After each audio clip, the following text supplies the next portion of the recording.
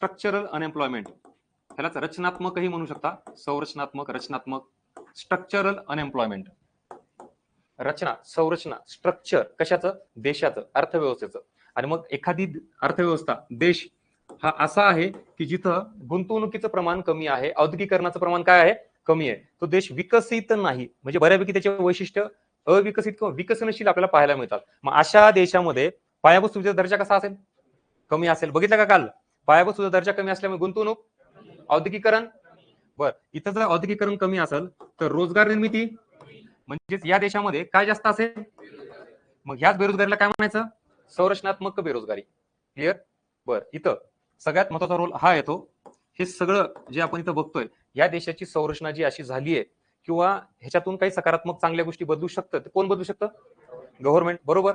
इथं सरकारचं धोरण, गव्हर्नमेंट पॉलिसी हा सगळ्यात महत्वाचा रोल प्ले करतो.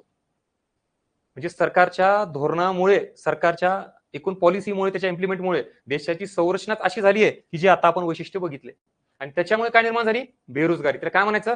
संरचनात्मक बेरोजगारी. सो संरचनात्मक बेरोजगारी म्हणलं की गव्हर्नमेंट पॉलिसी हा इम्पॉर्टंट कीवर्ड लक्षात ठेवायचा.